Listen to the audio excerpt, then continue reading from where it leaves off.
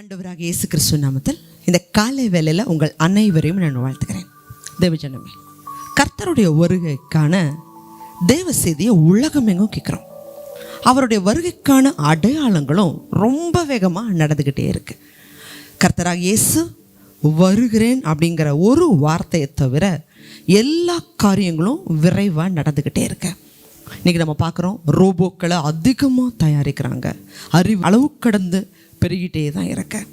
விஞ்ஞானங்கள் பெருகிட்டே வருது. அந்த கிறிஸ்து இந்த உலகத்துக்கு வருவதற்கான சகல காரியங்களும் அதிவேகமாக நடந்துக்கிட்டே இருக்கு. சரி, இன்றைக்கி நம்ம பார்க்கக்கூடிய காரியம், ஆண்டவருடைய வருகையில் காணப்படுவதற்கான 3 முக்கியமான நீதிகள் நம்மக்கிட்ட காணப்படணும். அந்த 3 முக்கியமான நீதிகள் முதல் 3 பரிசுத்தவான்களுடைய நீதிகளோட கூடவே நம்ம பார்க்கலாம். பரிசுத்த வேதாகமத்தில் முதல் நீதிமான், முதல் பரிசுத்தவான் அப்படின்னு சொல்லி நம்ம பார்க்கணுன்னா ஆபேல். எபிரேயர் புஸ்தகம் 11வது அதிகாரத்தில் பரிசுத்தவான்களுடைய பட்டியல் வரும். அந்த பட்டியலில் முதலாவது இடம் பெறுபவர் ஆபேல் தான். இந்த ஆபேலுடைய காணிக்கையை குறித்து கர்த்தரே சாட்சி கொடுத்தார். இந்த ஆபேல் ஆதாம் ஏவாளுடைய மகன், 2வது மகன். இவர்கிட்ட காணப்பட்ட நீதி என்ன? வாசிக்கலாம். எபிரேயர் 11:4 வாசிக்கலாம். விசுவாசத்தினாலே ஆபேல் காயினுடைய பலியிலும் மேன்மையான பலியை தேவனுக்கு செலுத்தினான். அதனாலே அவன் நீதிமான் என்று சாட்சி பெற்றான். அவனுடைய காணிக்கைகளை குறித்து தேவனே சாட்சி கொடுத்தார். அவன் மரித்தும் இன்னும் பேசுகிறான். விசுவாசத்தினாலே ஆபேல் காயினுடைய பலியை பார்க்கிலும் மேன்மையான பலியை அவன் செலுத்தினான். சரி, இந்த ஆபேல் செலுத்தின பலி எது? அவர் வாழ்ந்த நாட்களில் இந்த பூமியில் 2 வேலை தான் இருந்துச்சு. ஒன்று பயிரிடுகிற வேலை, இன்னொன்று மேய்ச்சல், ஆடுகளை மேய்க்கிற வேலை.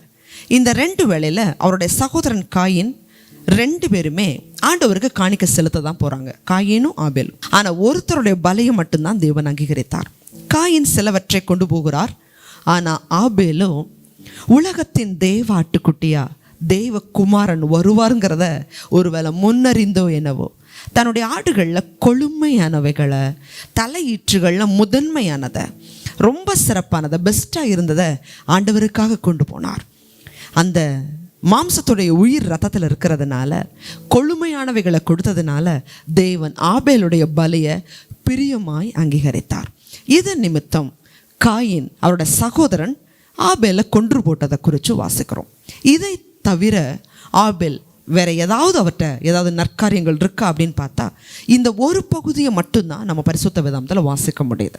இவரை ஆண்டவர் முதலாவது நீதிமானா கர்த்தர் வைத்திருக்கிறார். தேவன்கிட்ட ஒருத்தர் அன்பு செலுத்தும் போது, உற்சாகமாக கொடுக்கும்போது அந்த அன்பை கூட தேவன் நீதியாக பார்க்கிறார். தேவஜனமே, அன்னைக்கு ஆபேல் ஆடை பிரியமான பலியாக கொடுத்தார். தேவன் அதை அங்கீகரித்தார். இன்னைக்கு நம்ம கிட்ட காணப்பட வேண்டிய பலி எது? ரோமர் புஸ்தகம் 12:1 வாசிக்கிறோம், நம்மளுடைய சரீரங்களை அவருக்கு உகந்த ஜீவ பலியா ஒப்பு கொடுக்கறதா நம்ம செய்யக்கூடிய புத்தியுள்ள ஆராதனை.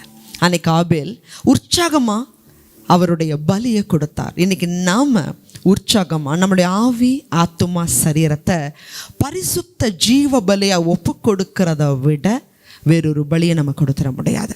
ஏன்னா இந்த உலகம் எல்லாம் ஒரு நாள் அழிந்து தான் போகும். தேவன் நமக்குள்ளே இருக்கிற ஆத்துமாவை விலையேற பெற்றதாக பார்த்ததுனால தான் இந்த உலகத்துக்கு அவர் நம்மளை தேடி வந்தார். எல்லாமே அழிஞ்சு போகும், வானம், பூமி, கட்டடங்கள் எல்லாம் அழிஞ்சு போகும். ஆனால் நமக்குள்ளே இருக்கிற ஆத்துமா அழிஞ்சு போகாது. இதை பரிசுத்தமாக இன்னைக்கு ஒப்பு கொடுங்க. அப்பா, என் கண்கள் பரிசுத்தமானதை பார்க்கும், என் நாவு உம்மை துதிக்கும், என் காது நல்ல வார்த்தைகளை, ஆண்டவரோட துதியின் பாடல்களை தான் கேட்கும், நல்ல காரியங்களை என் கை செய்யும், என் கால் நல்ல இடங்களுக்கு போகும்னு சொல்லி உங்கள் சரீரங்களை, உங்கள் ஆவி, ஆத்துமாவை பரிசுத்த ஜீவபலியை ஒப்பு கொடுங்க. அதுதான் நீங்கள் ஆண்டவருக்கு கொடுக்கக்கூடிய மாசில்லாத சுத்தமான பரிசுத்தமான உகந்த ஜீவபலி. முதல் நீதிமான் ஆபேல். 2வது நீதிமான் ஏனோக். அவர் வாழ்ந்த நாட்களில் முழு உலகமும் அவபக்தியில் இருந்தாலும் இந்த ஏனோக்கு மட்டும்தான் தேவனோடு கூட சஞ்சரித்தவர். வாசிக்கலாம். எபிரேயர் புஸ்தகம் 11ஆம் அதிகாரம் 5வது வசனம். விசுவாசத்தினாலே ஏனோக்கு மரணத்தை காணாதபடிக்கு எடுத்துக்கொள்ளப்பட்டான். தேவன் அவனை எடுத்துக்கொண்டபடியினாலே அவன் காணப்படாமற் போனான். அவன் தேவனுக்கு பிரியமானவன் என்று அவன் எடுத்துக்கொள்ளப்படுவதற்கு முன்னமே சாட்சி பெற்றான். இந்த ஏனோக்கு தான் வாழ்ந்திருக்கிற ஜனங்கள் மத்தியில பக்தியாய் வாழ்ந்தவர், பரிசுத்தமா வாழ்ந்தவர். எந்த ஒரு மனுஷனுமே ஒருத்தரோட பயணிக்கணும்னு சொன்னா 2 பேர் ஒருமனப்பட்டாலே ஒழிய அவர்களால பயணிக்க முடியாது. ஆண்டவரோட இந்த ஏனோக்கு 300 வருஷம் ஒன்றாகவே சஞ்சரித்தார். அப்படின்னு சொன்னா 2 பேரோட இருதயமும் எந்த அளவுக்கு ஒருமனப்பட்டு இருந்திருக்கணும். ஏனோக்கு அந்த காலகட்டங்களில் வாழ்ந்த அவபக்தியாய் வாழ்ந்த ஜனங்களை அவர் கண்டித்து உணர்த்தினார். இயேசு கிறிஸ்துடைய 2வது வருகையை, பகிரங்க வருகையை அவர் முன்னதாக அறிவித்தார் என்று சொல்லி யூதா புஸ்தகத்தில் நம்ம வாசிக்கிறோம். ஏனோக்கு ஒரு தீர்க்கதரிசியாக இருந்தவர், 300 ஆண்டு காலம் தேவனோட கூட சஞ்சரித்தவர். அந்த காலகட்டங்களில் ஏனோக்கு அவர் குடும்பமாக வாழ்ந்தவர், தேவனோட சஞ்சரித்து பிள்ளைகளை பெற்றார் என்று நம்ம வாசிக்க முடியும். இன்னைக்கு நாமளும் பூமிக்குரிய வாழ்க்கையில் குடும்ப வாழ்க்கையில் தான் இருக்கிறோம். இந்த குடும்ப வாழ்க்கையில் இருக்கும் பொழுதே என்னால் குடும்பமாக ஜெபிக்க முடியல, ஆண்டவர் ஆராதிக்க முடியல, நான் ஊழியத்துக்காக ஒப்பு கொடுத்துருக்குறேன், ஆனால் என்னால் செய்ய முடியல. இந்த குடும்ப வாழ்க்கை எனக்கு தடையாக இருக்குதுன்னு சொல்கிறோம். ஆனால் இந்த ஏனோக்கு குடும்ப வாழ்க்கையோட கூட தான் 300 வருஷம் தேவனோடு கூட சஞ்சரித்தார். தேவஜனமே, நீங்கள் எங்கே இருக்கிறீங்கிறது முக்கியம் இல்லை. எலியாவை போல வனாந்தரத்தில் தான் இருக்கணும் ஆண்டவரை தேடுறதுக்குன்றது அவசியம் இல்லை. நீங்கள் குடும்ப ஜீவியத்தில் இருந்தாலும் தேவனுக்கு பரிசுத்தமாக தேவனோடு கூட சஞ்சரிக்க முடியும். அந்த காலகட்டங்கள்லையும் அவர் தீர்க்க தரிசனம் உரைக்கிறவராக இருந்தார். தேவனுக்கு பிரியமாக இருந்தபடியினால அவர் காணப்படாமற் போனார். உயிரோடு கூட தேவன் எடுத்துக்கொண்டார். இன்னைக்கு வரைக்கும் ஏனோக்குடைய கல்ற இந்த பூமியில் இல்லை, ஏனென்றால் அவர் உயிரோடு கூட எடுக்கப்பட்டார். அதே போல் கிறிஸ்துவுடைய வருகையில் கிறிஸ்துவுக்குள் மரித்தவர்கள் முதலாவது எழுந்திருப்பார்கள். 1 தெசலோனிக்கேயர் 4 வாசிக்கிறோம். பின்பு உயிரோடு இருக்கும் நாமும் அவருக்கு எதிர்கொண்டு போக. கிறிஸ்துவுடைய வருகையில் உயிரோடு இருக்கிறவர்கள் மறுரூபமாக்கப்பட்டு எடுத்துக்கொள்ளப்படுவாங்க. இதுக்கு முன் அடையாளமாகவே ஏனோக்கும் எடுக்கப்பட்டார். 3வது பரிசுத்தவான் நோவா. ஆதியாகமத்தின் புஸ்தகம் 6வது அதிகாரத்தில் வாசிக்கிறோம். 5வது வசனத்துல, ஜனங்களுடைய இருதயம் தேவனை தேடாம இருளடைந்திருந்தது. தேவனை தேடுகிற உணர்வுள்ளவர்கள் இல்லை. ஆனால் நோவாவோ கர்த்தருக்கு நீதிமானும் உத்தமனுமாய் இருந்ததுனால கர்த்தருடைய கிருபை நோவாவுக்கு கிடைச்சது. தேவஜனமே, ஆண்டவர் சொன்னார், மழையினால இந்த தேசத்தை நான் அழிப்பேன். நோவாவுடைய வாழ்ந்த நாட்களில் பூமி எங்கும் பாவமும் அக்கிரமும் மிகுதியாக காணப்பட்டுச்சு. அப்போ ஒருவேளை நோவா உலகமே பாவம் செய்கிறாங்க, நான் எதுக்காக பரிசுத்தமாக இருந்து நான் மட்டும் என்ன பண்ண போகிறேன்னு சொல்லி உலகத்தோட ஒத்து போயிருக்கலாம், பாவத்தோட இச்சைகளோட சஞ்சரித்திருக்கலாம். ஆனால் இந்த நோவா மட்டும் கர்த்தருக்கு வைராக்கியமாக பரிசுத்தமாக இருக்கணுங்கிறதுல வைராக்கியமாக இருந்தார். இன்னைக்கு நம்ம வாழுகிற நாட்களில் கூட ஒருவேளை பரிசுத்தமாக வாழ்கிறது ஒரு பெரிய சவாலான விஷயமா நமக்கு தெரியலாம். நான் வேலைக்கு போகிறேன், உலகத்தாரோட மத்தியில் தான் நான் இருக்கிறேன், நான் பரிசுத்தமாக இருக்க முடியுமா, உத்தமமாக இருக்க முடியுமா, என்னை எல்லாரும் கேலி செய்வாங்களேன்னு ஒருவேளை நீங்கள் நினைக்கலாம். அன்னைக்கு நோவாவை கூட பரியாசம் பண்ணியிருப்பாங்க. ஆண்டவர் மழையினால் உலகத்தை அழிக்கிறேன்னு சொன்னபோது அவர் கொப்பேர் மரத்தினால ஒரு பேழையை கட்டி கொண்டிருந்திருப்பார். நிலத்தை விற்று, வீட்டை விற்று, காட்டை விற்று கூட அந்த பேழையை கட்டியிருக்கலாம்.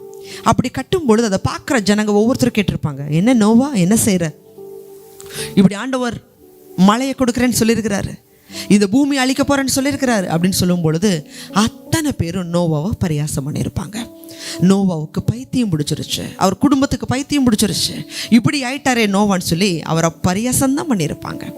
யாரும் அதை உத்தமம் உண்மை அப்படின்னு சொல்லி ஏற்றிருக்க மாட்டாங்க. அன்றைய காலகட்டங்களில் பரிகாசத்துக்கும் முன்னாடி ஆண்டவருக்கு சாட்சியாக வாழ்ந்தவர் நோவா. அதனால தான் உலகம் அழியும் பொழுது, ஜலப்பிரளயத்தினால் அழியும் பொழுது தேவன் நோவாவை பேழையில் வைத்து காப்பாற்றினார். இன்னைக்கு அதே போல் மனுஷகுமாரன் வருகிற காலத்திலையும் அப்படியே நடக்கும். இந்த பூமி அழியும் பொழுது கிறிஸ்துங்கிற பேழைக்குள்ள நீங்கள் இருந்தீங்க அப்படின்னு சொன்னால் உலக அழிவுகளுக்கு தேவன் உங்களை தப்பி விலக்கி ரட்சிப்பார். நோவா வாழ்ந்த சகல ஜனங்கள் மத்தியில் உத்தமனும் நீதிமனுமாக இருந்தார். உங்கள் வேலையில் உத்தமம் இருக்கட்டும், குடும்பத்தில் உத்தமம் இருக்கட்டும், தனிப்பட்ட ஜீவியத்தில் உத்தமம் இருக்கட்டும். எல்லாரும் பாவம் செய்கிறாங்க, நான் செய்கிறேன்னு சொல்லாதீங்க. நீங்கள் தேவனுக்காக வேறு பிரிக்கப்பட்டவர்கள். கர்த்தரோட வருகைக்காக நம்ம ஆயத்தமாய் கொண்டிருக்கிறோம். ஆபேல் ஏனோக்கு, நோவா, இவர்கள் முதல் பரிசுத்தவான்கள், முதல் 3 பரிசுத்தவான்கள். இவர்கள்ட்ட காணப்பட்ட நீதியை தேவன் அற்பமாக விடலை. அவபக்தியாக இருக்கிற பாவிகளோட விடலை, பரியாசக்காரர்கள் நடுவில் அழிஞ்சு போக விடலை. அதே போல் ஆண்டவராக இயேசு கிறிஸ்து வரும்பொழுது உங்கள் ஆவி, ஆத்துமா, சரீரத்தை உகந்த ஜீவபலியாக ஒப்பு கொடுங்க. பூமியில் குடும்பத்தில் வாழ்ந்தாலும் தேவனோட சஞ்சரிக்கும்படி உங்களை ஒப்பு கொடுங்க. நோவாவை போல உத்தமத்திலையும் நீதியிலையும் உறுதியாக இருங்க. அதை பார்க்கிற தேவன் உங்களுடைய நீதியை உலகத்துடைய அழிவுகளுக்கு உங்களை விலக்கி ரட்சித்து உங்கள் நீதியை மகிமையாய் எடுத்துக்கொள்வார். ஜெபிக்கலாம். அதிகமாக நேசிக்கிறீங்களா அன்புள்ள ஆண்டவரே, நாங்கள் நன்றியோட துதிக்கிறோம். முதல் 3 பரிசுத்தவான்களுடைய நீதியை எங்களோட கூட நீங்கள் பேசுனீங்கப்பா. அவங்க வாழ்ந்த காலகட்டங்களில் தகப்பனே, அவங்கள கவர்ந்து இழுக்கிறதுக்கு எத்தனையோ இருந்துச்சு, எத்தனையோ காரியங்கள், எத்தனையோ மனிதர்கள் இருந்திருக்கலாம். ஆனால் அதுக்கெல்லாம் இடம் அளிக்காமல் கர்த்தரை பிரதானமாக அவங்க வைத்ததுனால தேவன் அவர்களை கைவிடவே இல்லை. உமக்கு காத்திருக்கிறவர்கள் வெட்கப்படுவதில்லைங்கிற வசனத்தின் பிரகாரம் உம்மை நோக்கி பார்த்து அவர்களுடைய முகங்களை பிரகாசிக்க பண்ணீங்க, உயர்த்தினீங்க. இன்னைக்கும் பல ஆயிரம் ஆண்டுகள் கழித்தும் அவங்களுடைய நாமத்தை குறித்து நாங்கள் தியானிக்கிற அளவுக்கு அவங்கள தகப்பனே மேன்மையான பாத்திரங்களாக வைத்திருக்கிறீங்கப்பா. அந்த நீதி எங்களிடத்திலும் காணப்படட்டும் தகப்பனே. உங்கள் வருகையில் எங்களுடைய நீதிகள் எங்களுக்கு முன்பாக வரட்டும். கிருபை தாரும்.